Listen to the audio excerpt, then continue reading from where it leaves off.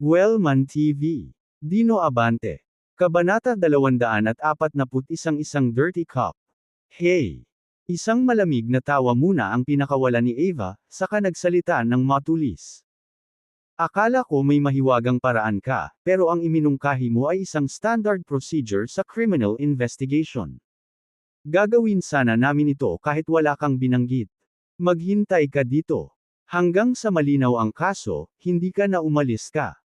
Kung susubukan mo, huhulihin kita at ikukulong ng 72 oras.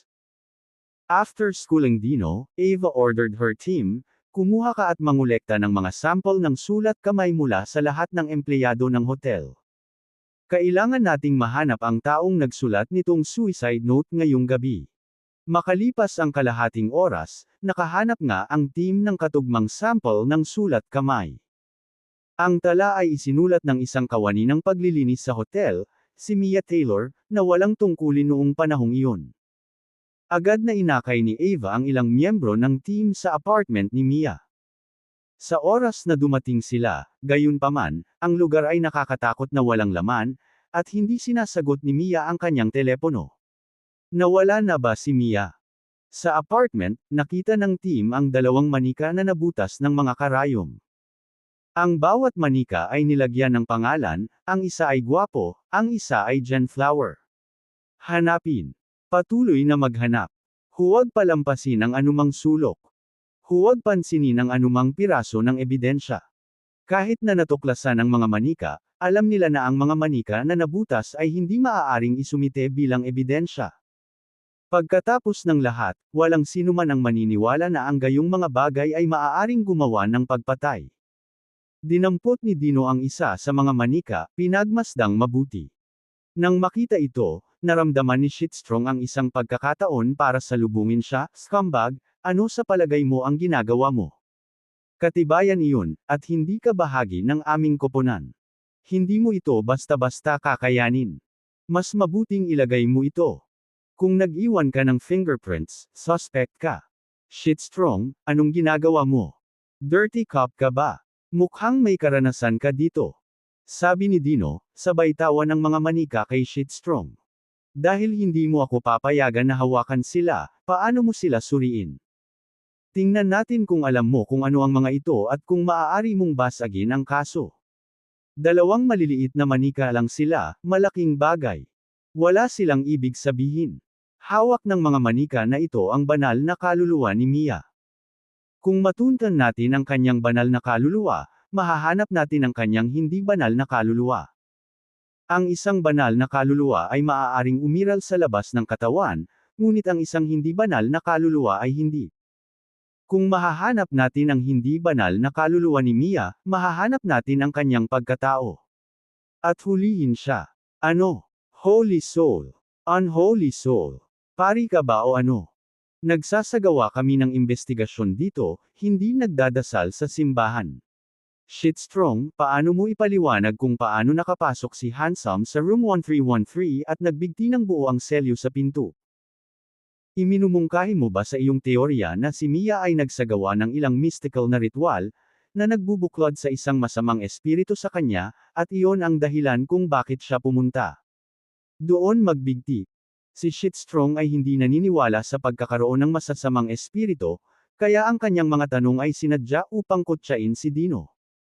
Ang hindi niya inaasahan ay tumango talaga si Dino bilang pagsang-ayon matapos siyang marinig. Shitstrong, ang tama lang na sinabi mo ngayong gabi ay iyon. Ang gwapo ay sinapian nga ng masamang espiritu, na naging dahilan ng kanyang pagpapakamatay. Ang mamamatay tao, sa tingin ko dapat ay si Mia. Maya-maya lang, may lumapit na miyembro ng team. Sarge, nalaman na namin kung sino si Mia, siya ang nanay ni Genflower. Kabanata 242 Ina. Si Mia ang biolohikal na ina ni Genflower.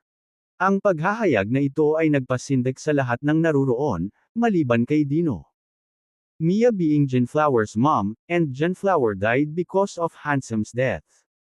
So indeed, Mia is a major suspect in Handsome's death. Sinimula ni Eva na pagsamasamahin ang kasalukuyang sitwasyon. Sumingit si Dino, napatay din ni Mia si Genflower. Napailing si Eva sa kanyang paninindigan. Anong sabi mo?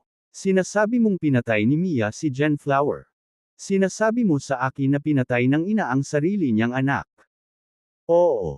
Itinuro ni Dino ang dalawang maliliit na manika at sinabi, ang mga manika na ito ay gawa ni Mia. Kaya, naniniwala akong siya ang may pananagutan sa pagkamatay ni na Genflower at Handsome.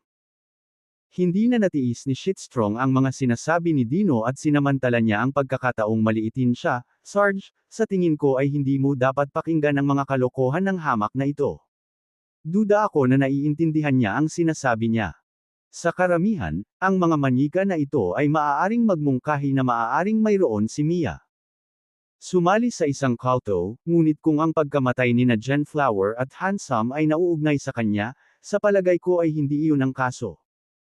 Mula sa aking propesyonal na pananaw, masasabi kong may 100% katiyakan na parehong Genflower at Handsome ang nagpakamatay, hindi ang pagpatay.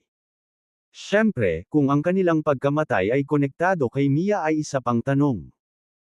Ang pagkakaroon ng isang ina na kasangkot sa isang kulto ay maaaring humantong sa ilang mga psikolohikal na issue para sa isang anak na babae. Ngunit kahit na, mula sa isang legal na pananaw, hindi ito maaaring gamitin bilang katibayan ng pagpatay.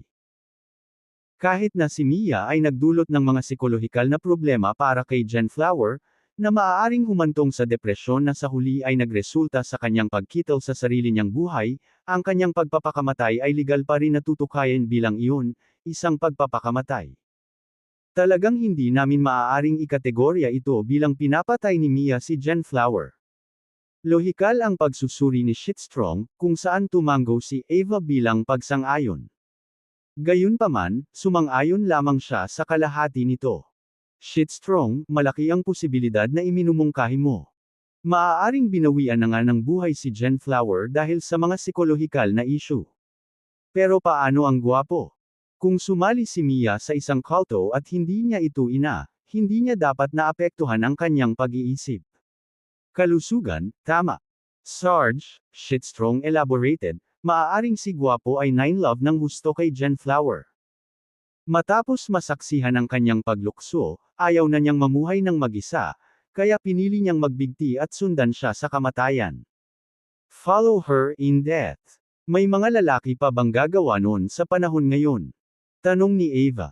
Itinuro ni Shitstrong si Dino, ginamit siya bilang isang counter-example. Tiyak na hindi gagawin ng scumbag na ito, pero iba si Handsome. I checked out his background. He's a simple and honest man raised in the countryside, and Genflower was his first love. So, it's entirely possible he died for her. Die for love my ass. Parehong si Guapo at si Genflower ang pinatay ni Mia. Kung hindi mo siya agad mabigyan ng hustisya, who knows kung ilan pa ang masasaktan niya, giit ni Dino. Ang babala ni Dino ay sinalubong ng walang iba kundi isang mahinang malamig na tawa mula kay Shitstrong. Hey! Pagkatapos ng kanyang panunuya, tinuya niya, manakit ng mas maraming tao. Si Mia ay isang matandang babae lang, 56 na siya ngayong taon, paano siya makakasakit ng sinuman? Mas mabuting huwag mong sabihin na kaya niyang kontrolin ang masasamang espiritu para saktan ang mga tao. Sa malawak na kanayunan ng Amerika, mayroong isang mahiwagang trabaho na tinatawag na isang demon raiser. Si Mia ay malamang na isang demon raiser. Kabanata 243 Hindi mabuti. Hahaha. Ang mga salita ni Dino ay nag-trigger ng tawa ng tiyan ni Shitstrong. Anong pinagsasabi mo? Si Mia ay isang demon raiser. Hindi mo rin aangkinin na pinatay niya ang sarili niyang anak at ang nobyo ng kanyang anak na babae na may layuning gawing masasamang espiritu, hindi ba? Tama, gusto niyang gawing masasamang espiritu sina Genflower at Guapo. Sa kanilang mga kaarawan, bagay na bagay sila lalo na bilang sisidlan ng mga masasamang espiritu. Seryosong paliwanag ni Dino, ngunit hindi ito binili ni Shitstrong. Hahaha. Mapanuksong tawa ni Shitstrong ang kanyang tugon sa mga sinabi ni Dino. Sarge, makinig ka sa lalaking to. Hindi lang siya scum, kulto rin siya. Naniniwala talaga siya sa kalokohang ito ng masamang espiritu at umaasang bibilhin natin ito. Hahaha. Hindi pinapansin si Shitstrong, lumingon si Dino kay Ava at tinanong, sa tingin mo ba nagsisinungaling din ako sa iyo? Malamig na ngumuso si Ava bago siya pinayuhan. Just looking at you, para kang con artist. Pero kung nagsisinungaling ka man o hindi ay hindi ko nasasabihing walang pruweba. Dahil sinasabi mong pinatay ni Mia si Genflower at guwapo, kailangan ko ng ebidensya, hindi lang itong mga manika. Siyempre, hindi naniniwala si Ava sa pagkakaroon ng masasamang espiritu. Ang sagot niya ay nagugat sa pagnanais na makita kung makapagbibigay si Dino ng bagong ebidensya. Bagamat tila malilim siya, binigyan siya ni Dino ng impresyon na siya ay matalino. Hindi ba sinabi ko lang sa iyo? Ang mga manika na ito ay nagpapanatili ng isang bahagi ng banal na kaluluwa ni Mia. Kailangan ko lang suyuan ito, at hahanapin nito ang hindi banal na kaluluwa ni Mia. Pagkatapos ay mahahanap natin si Mia. Hahaha. Hindi na napigilan ni Shitstrong ang muling humagalpak ng tawa. Banal na kaluluwa. Hindi banal na kaluluwa. Hindi ka mukhang baliw, ngunit naririnig mo ba ang iyong sarili? Sa tingin mo ba ay maniniwala ang Sarge sa iyong kakaiba? Mga kwento. Kaagad matapos ni Shitstrong, curious na tinanong ni Ava si Dino, paano mo balak suyuan ang banal na kaluluwa ni Mia? Humarap si Dino kay Shitstrong na nakangiti at nagtanong, naninigarilyo ka ba? Ako, bakit? Kung naninigarilyo ka, may lighter ka, di ba? So, kailangan kong hiramin. Bakit ko naman ipapahiram sa'yo? Agad namang tumutol si Shitstrong. Umirap si Ava at nagutos, pahiram sa kanya. Oo, Sarge. Si Shitstrong ay hindi makatanggi sa kanyang utos. At ubili niyang inilabas ang lighter na kabibili lang niya noong hapong iyon. Sa kabila ng pagiging $1 lamang, ang isipin na ang kanyang bagong lighter ay nadungisan ng isang hamak na bagay, at alam niyang hindi na niya ito magagamit muli pagkatapos itong hawakan ni Dino. Pag-abot nito, tinignan niya si Dino ng masama. Scumbag, sa iyo ang lighter. Ayaw kong ibalik iyon. Anumang bagay na mahawakan ng hamak na tulad mo ay madudumi, at hindi ko na ito gagamiting muli. Shitstrong, kung ang babaeng gusto mo ay nahawakan ng hamak, susuko ka ba? Nagtanong si Dino, iniwan si Shitstrong na pula ang mukha at nabulunan sa galit. Ikaw, mga hamak ka talaga. Bagamat nagbibiro si Dino, nakaramdam ng hinanakit si Ava, dahil siya ang babaeng pinaka-iniibig ni Shitstrong. Kabanata 244 ang banal na kaluluwa ni Mia. Si Ava, na nagngangalit sa galit, ay pinandilatan si Dino at sinaway, "Scum, keep spouting nonsense and I'll tape your mouth shut." Hindi pinansin ni Dino ang kanyang tirada, kinuha ang manika na may pangalan ni Genflower. I-click. Kinapa niya ang lighter at dinala ang apoy sa paanan ng manika. Nagtataka na tumingin si Ava, nagtatanong, anong ginagawa mo?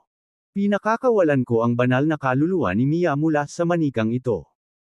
Ginawa ito para sa kanyang anak, at sa pamamagitan lamang nito magagabayan tayo ng banal na kaluluwang nasa loob patungo kay Mia.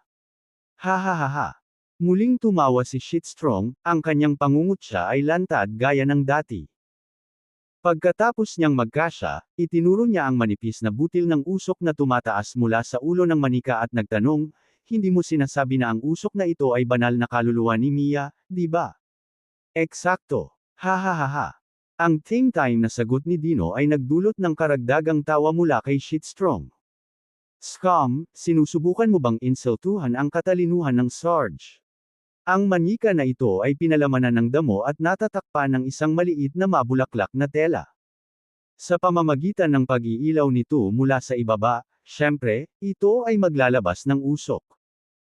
Upang angkinan na ang usok ay ang banal na kaluluwa ni Mia, dapat isipin mo talaga na bata si Sarge. Kinaladkad ni Shitstrong si Ava sa bawat pangungusap, ang layunin niyang hamakin niya si Dino. Sana, pinalayas niya si Dino. Inalis ang anumang pagkakataong mapalapit ito sa kanya, at sa makatuwid, alisin ang isang pag-ibig. Karibal para kay Shitstrong. Ang usok ay usok, ang isang banal na kaluluwa ay isang banal na kaluluwa. Ang ordinaryong usok ay maaaring tanggihan ng hangin.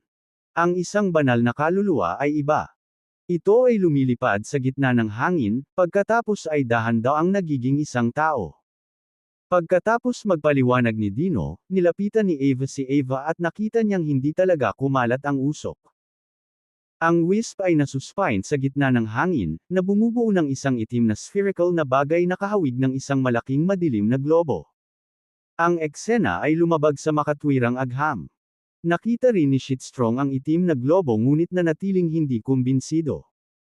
Hinalungkat ang kanyang limitadong kaalaman sa pisika, nag-ipon siya ng paliwanag. Naiintindihan ko. Ang masa ng itim na gas ay dapat na naglalaman ng isang komposisyon na katulad ng density ng hangin. Kaya't ang globo ay lumulutang. Pagkatapos ng kanyang paliwanag, hinamon niya si Dino, "Di ba sabi mo ang usok ay magiging hugis tao? Hindi ko nakikitang nangyayari iyon. May kamukha ba itong malaking itim na bola?" Hindi na nag-abalang magpaliwanag pa si Dino, dahil sa pagtatapos ni Shitstrong, nagsimulang mag-morph ang itim na masa. Dahan-dahan, ang globo ay naging isang figure ng tao, ang figure ng isang babae na may kaakit-akit na silwete. Ito ay tulad ng pagmamasid sa anino ng isang kapansin-pansin na babae na nahuhubog. Napatulala si Shitstrong. Nagulat si Ava. Lahat ng naruroon ay nanlaki ang mga mata sa hindi makapaniwala. Talaga bang nagiging anyo ng tao ang usok? Hindi kaya nagsisinungaling ang scumbag, hindi siya nagbubuga ng katarantaduhan, at ito talaga ang banal na kaluluwa ni Mia. May mga masasamang espiritu ba, multo, at gayong mga nilalang na talagang umiiral. Kabanata 245 Trick. Sa Amerika, marami ang mga Kristiyano, matatag na naniniwala sa Diyos, masasamang espiritu, sedoma, at iba pa. Kaya, ang ilan sa mga naruroon ay nagsimulang mag-alinlangan sa kanilang pag-aalinlangan at nagsimulang aliwin ang posibilidad na ang mga salita ni Dino ay maaaring may katotohanan. Ang silwete ng usok na nabuo kalaunan ay tumira sa lupa, at kinausap ito ni Dino, "Let's go. Lead me to your master." Hey!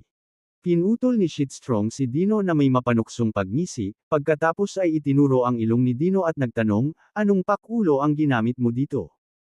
Siguradong nakabunot ka ng trick, magic act o kung anuman?" Dino chuckled in response, "Wala akong ginawa. Ang gumagamit lang ng pakulo dito ay si Mia. Tinutulungan lang kitang mahuli." Pagkatapos, bumaling kay Ava, nagpatuloy siya, "Syempre, kung hindi kailangan ng Sarge ang tulong ko, aalis na lang ako. Tutal, itong kasong may kinalaman sa dalawang buhay ay responsibilidad ni Sarge, hindi sa akin. Narito ako ay isang nag-aalalang mamamayan na hindi lamang nabigo na makatanggap ng gantimpala ngunit napapailalim din sa pangungutya. Scum, quit your snide remarks and just lead us to Mia. Wala akong pakialam kung anong trick ang ginamit mo. Kung mahanap mo si Mia, malaki ang kontribusyon mo sa kasong ito." Walang pakialam si Ava sa mga paraan na ginamit ni Dino. Hinahabol niya ang mga resulta. Hanggat ang mga taktika ni Dino ay hindi labag sa batas, hindi siya makikialam. Iyon ang paniniwala ni Ava pagdating sa paghawak ng mga kaso. Yumuko si Dino at kinausap ang maliit na figure, "Let's go. Find your master." Ang maliit na figure ay nagsimulang maglakad sa isang timog-silangan na direksyon, na ang lahat ay sumusunod sa likod nito. Matapos ang humigit kumulang 30 minutong paglalakad ng walang tanda ng paghinto, naiinip si Shitstrong. Humakbang siya at inakusahan, "Scum, ginagawa mo ba kaming mga tanga? Matagal na naming sinusundan ang maliit na figurang ito, ngunit hindi pa namin nakikita si Mia. Shitstrong, kung pagod ka, pwede ka nang umalis. And remember, the team leader here is Sarge, not you. So as long as Sarge keep going, nobody stop."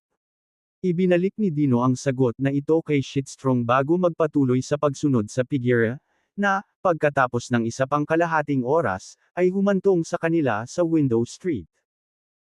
Ang kalye na ito ay dating may kasiglahan kapag ang Black Panther Club ay nasa paligid, ngunit ngayon, nang wala na ang club, ang pagkatiwangwang ay kinuha sa ibabaw, ang mga lumang rundown na bahay na nakahanay sa kalye sa isang madilim na hanay. Sa wakas ay huminto ang figure sa harap ng isang sira-sirang lumang bahay, na matagal nang itinayo. Ang kalahating sirang pinto nito ay mukhang mas parang pasukan sa isang guho. Sinulyapan ni Dino ang isang puno ng mansana sa bakuran na namumulaklak, isang kakaibang tanawin dahil tag-araw noon, at ang mga puno ng mansanas ay karaniwang namumulaklak sa Abril o Mayo. Ang tirahan ay maliwanag na may problema. Ang bahay na ito ay tinitirhan ng mga masasamang espiritu, at pinaghihinalaan ko na marami sa kanila ang napakasamang loob. Malamang ay ginawa ito ni Mia na kanyang nasasakupan, pinalaki ang lahat ng mga espiritu sa loob. Kaya't mag-ingat. Huwag hayaan ang mga masasamang espiritu na kumapit sa iyo. Kabanata 246 ang plano ni Shitstrong. Sinalubong ng mapang-uyam na malamig na tawa ni Shitstrong ang babala ni Dino. Pagkatapos, tinutuya niya ito ng may panunuya. Scum, sa tingin mo ang Sarge ay isang musmos na maliit na batang babae. Ang lumang sira-sirang bahay na ito ay itinayo isang siglo na ang nakakaraan. At saka, kasama ang Window Street na nakatakdang demolisyon at ang buong kalye ay desyerto, hindi nakakagulat na ang bahay ay tinatamaan ang mga tao bilang kakaiba. Maaari mong tiyak na gamitin ito bilang isang set para sa isang nakakatakot na pelikula, ngunit ang iyong mga salita ay maaari lamang takutin ang mga Python Blonde, hindi ang Sarge ng pagpatay ng mga tao. Pagkasabi nito, lumingon si Shitstrong kay Ava. Sarge, since the scumbag claims Mia is in this house, let's just go in and search, right? Kung andito si Mia, it proves the scumbag guessed correctly. Syempre, it could also mean he's colluding with Mia. How else would he? Alam mo bang nandito siya? Kakailanganin natin siyang kustodiya para sa masusing interogasyon. Kung wala si Mia, mapatunayan nitong pinaglalaroan tayo ng hamak na ito. Pinipigilan niya ang aming pagsisiyasat, at kailangan namin siyang arestuhin para ituro sa kanya ang mga kahihinatnan ng gayong mga aksyon. Ang mungkahi ni Shitstrong ay tumango si Ava. Tiyak na hinala ang hamak na ito. Nasa loob man o wala si Mia, isasama ko siya sa matinding pagtatanong sa sarili ko. I-interrogate ko siya ng personal. Para sa ilang kadahilanan, nakita ni Ava na kawili-wili si Dino. Kahit na siya ay isang scumbag, tinamaan niya siya bilang ang pinaka-nakakaintriga sa lahat ng mga lalaking nakatagpo niya. Kaya, kailangan niyang humanap ng dahilan para dalhin si Dino sa istasyon para sa mas malalim na paggalugad sa lalaki. Binigyan ni Dino si Ava ng hindi makapaniwalang tingin at sinabing, Sarge, I am a concerned citizen helping you solve a case, and this is how you treat me. Sa kabila ng kagandahan mo, I never expected you to be so hideous on the inside. Nagulat si Ava sa sinabi ni Dino. Nang maproseso na niya ang sinabi nito, nagsalubong ang mga kilay niya, at marahas niyang sinaway, Tara, 2 beses mo palang akong nakilala. Wala kang karapatang husgahan ako. Hindi na siya pinansin ni Dino. Sa isang click, sinindihan niya ang lighter at sinindihan ang isa pang manika, ang pangalan ni Handsome. Hindi nagtagal, naging maliit na tumpok ng abo. Dabang his finger into the ash, he turned to Ava with a serious demand, come here with your face. Not knowing what he was up to, but for some reason, Ava extended her beautiful face towards Dino. Marahan niyang kinaladkad ang kanyang daliri na pinahiran ng abo sa kanyang pisngi, nag-iwan ng itim na bahid na parabang nakatakas lang siya mula sa isang sunog. Napagtanto kung ano ang ginagawa ni Dino, sumigaw si Ava, anong ginagawa mo? Habang inaabot para panasan ang marka sa mukha niya. Gayunpaman, mabilis na hinawakan ni Dino ang kanyang palso. Huwag kang gagalaw. Kabanata 247 ang pag-aari ng isang mapanghamak na espiritu. Bakit? Tanong ni Ava na may halong pagmamakaawa. Pakiramdam niya ay nabiktima siya, para siyang maluha-luha sa pambubuli ng hamak na ito. Hindi lamang siya sinaktan ng salita, ngunit minarkahan din niya ang kanyang mukha ng pangit na dungeons na ito. Hindi pa siya napahiya ng ganito sa buhay niya. Ang iyong kapalaran ay malapit na magkakaugnay sa mga masasamang espiritu. Kung papawiin mo ito, sa sandaling pumasok ka sa gusaling ito, ang mga espiritong iyon ay kumakapit sa iyo, at kahit na ang mas malalaking masasamang nilalang ay maaaring guluhin ka. Ang pinakamagandang senaryo ay sila magdudulot lamang sa iyo ng mga bangungot sa isang mas masahol na kaso, maaari ka nilang patayin, at hindi lamang ikaw kundi pati na rin ang iyong pamilya at mga kaibigan, seryosong payo ni Dino, ngunit ang kay Shitstrong. Umalangaw-ngaw na naman ang hindi napapanahong tawa. Ha ha ha ha. Nang hamupo ang kanyang pagtawa, mapang-uyam na tinanong ni Shitstrong si Dino, "So, sa palagay mo, ako rin ba ay malamang na matarget ng mga masasamang espiritu? Kung wala akong gagawin, mabibitag din ba nila ako?" Sinulyapan ni Dino si Shitstrong at seryosong tumango, "Medyo iba ang kapalaran mo, Shitstrong. Kahit hawakan ka ng mga masasamang espiritu, hindi nila maaagaw ang buhay mo.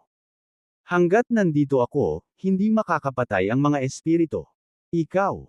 Kung ayaw mong madumihan ang mukha mo, wala akong pakialam, kapag nakapasok na tayo sa gusaling ito, siguradong mababasa mo ang iyong pantalon sa takot." Si Shitstrong ay nakaramdam ng matinding insulto sa mga salita ni Dino at tumalon siya sa kanyang mga paa. "Anong sabi mo? Sa tingin mo iihi ako sa pantalon ko? Alam mo ba kung ano ang ginagawa ko? Isa akong forensic pathologist. Araw-araw akong nakikitungo sa mga bangkay. Ang iyong maliit na bag ng mga panlilinlang ay maaaring kumbonsihin ang mga batang babae na mapanlinlang, pero sa tingin mo ba maniniwala ako sa mga kalokohang ganyan? I'm just kindly reminding you, but if you don't believe me, I don't care. After all, it will not be me who ends up scared witless later. It'll be you." Pagkasabi nito, nilingan ni Dino ang iba pang miyembro ng team. "Kailangan ba ninyo ito? Kung ayaw nyo, huwag nyo akong sisihin kung sinapian kayo ng mga masasamang espiritu kapag nakapasok na tayo. Ang pinakamagandang resulta kung minumulto ka ay ang ilang gabing bangungot, posibleng pag-ihi. Ang worst case is you'll get tormented by the spirits into madness, or even, your body will be taken over, leading them to kill you and then your family members." I've said what I had sa.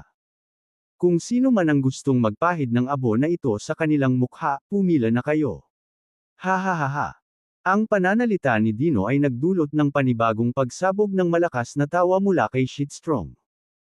"Scumbag, sa tingin mo ba ang mga miyembro ng team na ito ay katulad ng mga mapanlinlang na matatandang residente mula sa kanayunan? Mas matalino sila kaysa sa iyo. Sa palagay mo ba talagang nakakatakot sila sa iyong mga salita? Naniniwala ka ba talagang bibili sila sa iyong kalokohan?" Sa sandaling matapos magsalita si Shitstrong, ang ilang miyembro ng koponan ay bumoto gamit ang kanilang mga paa, na lumalapit kay Dino upang pumila para sa abo ng manika. Natigilan si Shitstrong sa mga kilos nila. You actually believe this scumbag's nonsense? You seriously believe in the existence of evil spirits? You really think this building is inhabited by them? Are you live up to the uniform you wear? Ang pagtatanong ni Shitstrong ay hindi nagbago sa desisyon ng mga miyembro ng koponan. "Shitstrong, bakit hindi mo rin subukan? Ang pagpahid ng abo sa iyong mukha ay hindi makakasama. Paano kung talagang may mga masasamang espiritu sa loob, at paano kung talagang gumagana ang bagay na ito?" Kabanata 248 Better than nothing. Ang tugon ng lights ay kumakatawan sa damdamin ng karamihan ng mga miyembro ng koponan. Bagaman walang nakakita ng masamang espiritu, lahat sila ay lumaki na nakakarinig ng mga kwento tungkol sa kanila, na humahantong sa isang pag-iisip na mas mahusay kaysa sa sorry. At sa katunayan, ang pagpapahid ng ilang abo sa kanilang mga mukha ay hindi talaga makakasakit ng anuman.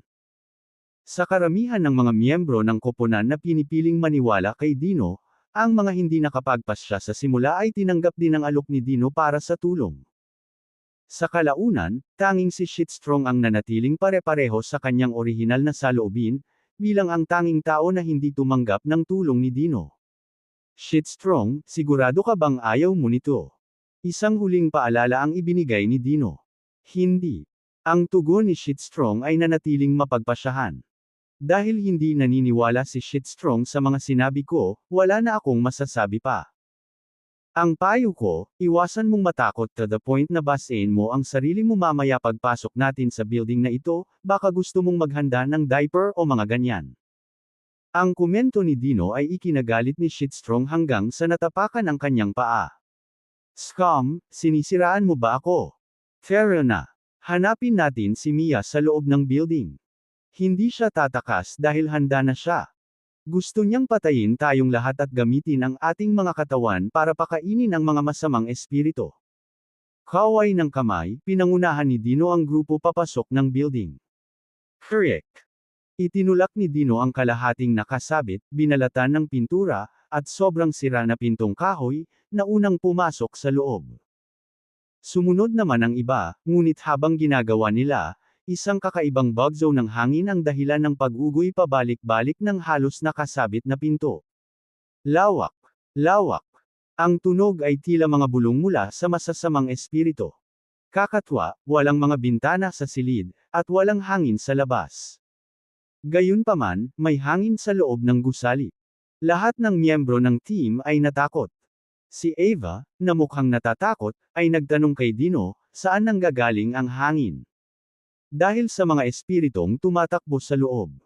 Ang enerhiya mula sa kanilang incorporeal forms ay nagdadala ng hangin. At ang pinto, ito ay lumalangit-ngit ng pabalik-balik.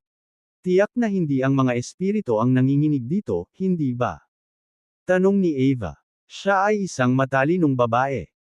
Ang hangin sa silid ay umiihip sa isang direksyon, kaya kung ito ay tunay na hangin na nagiging sanhi ng pag-ugoy ng pinto, ang pinto ay dapat tumagilid lamang sa isang direksyon. Gayunpaman, habang lumalangit-ngit ito ng pabalik-balik, tiyak na may iba pang nanginginig dito. You do have smarts, Sarge. You guessed right, papuri ni Dino sa kanya. Hey! Shitstrong scoffed, sinusubukang ipaliwanag ang kababalaghan. What malevolent spirits! Ang hangin lang. Siguro ang kwartong ito ay natatangi sa arkitektura, na nagiging sanhi ng gulo ng daloy ng hangin. Kung ang hangin ay umiihip ng pabalik-balik, ito ay magpapaugoy ng pinto sa ganoong paglangit-ngit.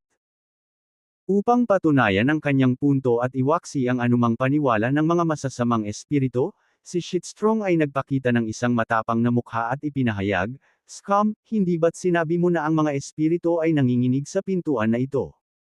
Susuriin ko ito ngayon. Gusto kong makita kung ito ay talagang isang espiritu ang yumuyuko sa pinto. Dahil doon, naglakad si Shitstrong patungo sa pinto.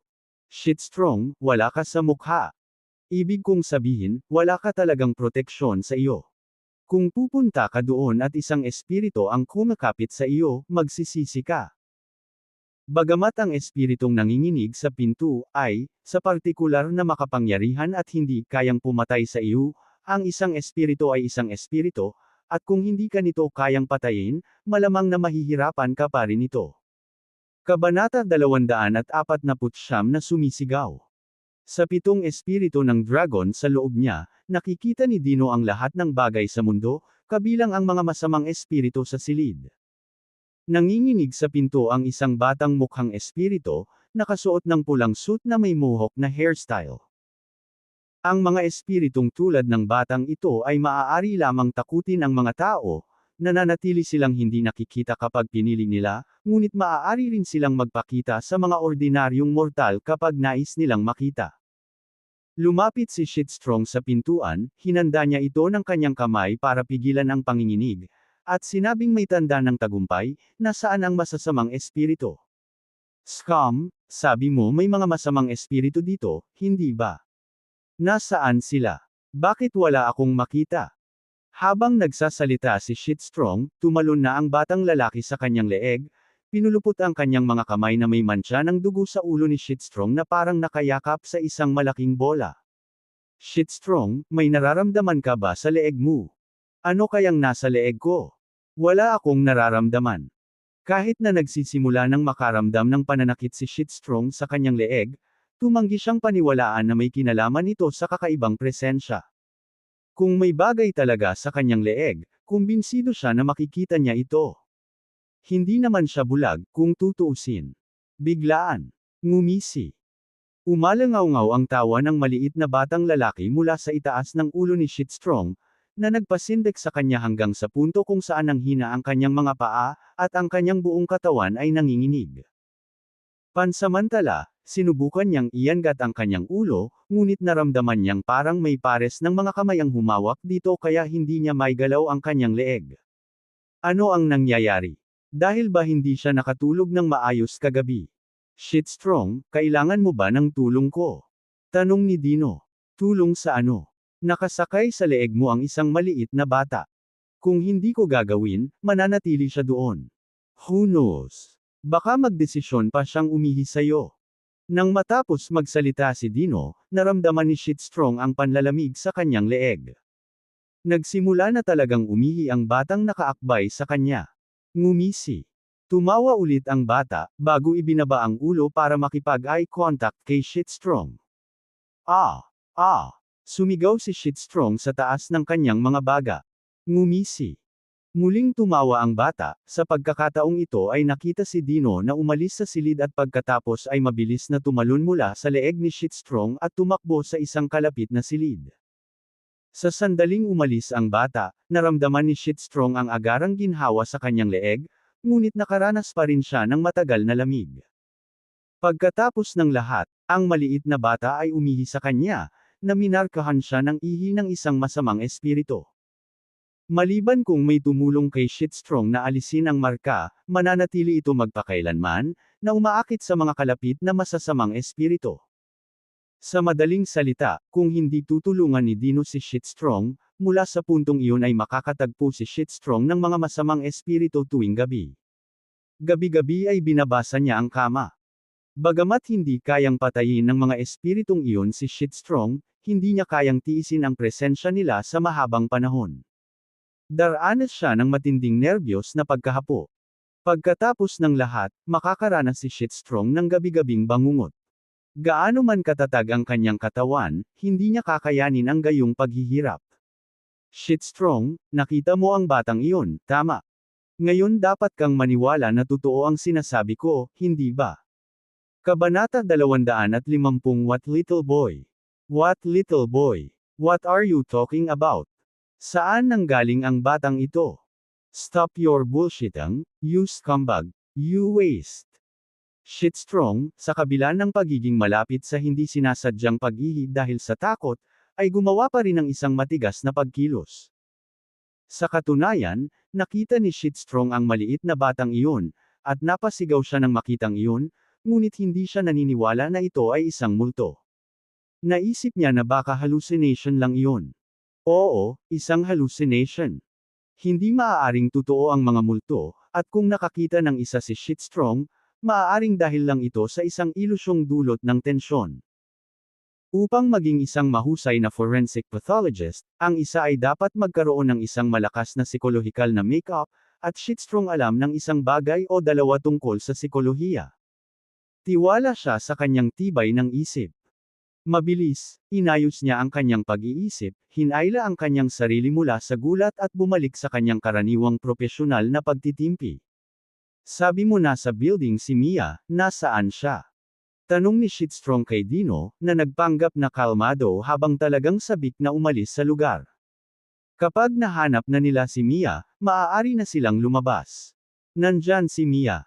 Itinuro ni Dino ang katabing silid, ang silid na pinasukan ng batang lalaki. Ang mga masamang espiritu ay likas na hinahanap ang kanilang Panginoon kapag nasa panganib, kaya tiwala si Dino na si Mia ay nasa silid na iyon. Isa pa, naramdaman niya ang malakas na presensya ng mga masasamang espiritu doon, at marahil ay mas maraming masasamang nilalang ang natipon sa loob. Sabi mo nasa kwarto si Mia. Saka bilasan natin at hulihin natin siya. Sabi ni Shitstrong. Shitstrong, malakas ang presensya ng mga masasamang espiritu sa silid na iyon. Maraming mga espiritu sa loob, at posibleng iba pang mas masasamang bagay. Sigurado ka bang gusto mong pumasok ngayon? Binabalaan kita, kung pumasok ka ng ganito, ikaw, tiyak na iihi ang iyong pantalon para hindi mapahiya ang iyong sarili, mas mabuting manatili ka sa labas kasama ang Sarge at ang iba pang mga miyembro ng koponan, hulihin natin si Mia, at matapos ang kasong ito. What do you mean, scum? Are you trying to humiliate me? I'm the forensic pathologist. I'm the only one here, and I must be present at the crime scene. Kung si Mia nga pala ang killer, baka may iba pang mga biktima na pinatay niya. Marahil ang kanilang mga katawan ay nasa silid na iyon, at kailangan mo akong magsagawa ng autopsy, maniwala ka na may mga totoong multo sa kwartong iyon. Si Shitstrong, na naglalayong mapabilib si Ava at ipakita ang kanyang tapang, kumpiyansang pumasok sa silid. Pagpasok pa lang niya ay nakita niya ang isang babaeng nakasuot ng puting damit, nakasabit sa isang lubod na nakakabit sa ilaw, nakalaylay ang ulo at natatakpan ng buhok ang buong mukha, na animoy bangkay na namatay sa pagbibigti. Ah! Ah! Sa sobrang takot ni Shitstrong ay napasigaw siya habang tumatakbo palabas ng kwarto. Ang kanyang pag-uugali ay nagulat sa iba pang mga miyembro ng koponan. Nagtanong si Lights, na curious, Shitstrong, ano ang nakita mo? Sa pagsisikap na mabawi ang kanyang katahimikan at maiwasan ang higit pang kahihiyan, sinubukan ni Shitstrong na bawasan ang sitwasyon. With a dismissive laugh, he said, "Wala lang. Banibiro ko lang kayong lahat, trying to lighten the mood, that's all."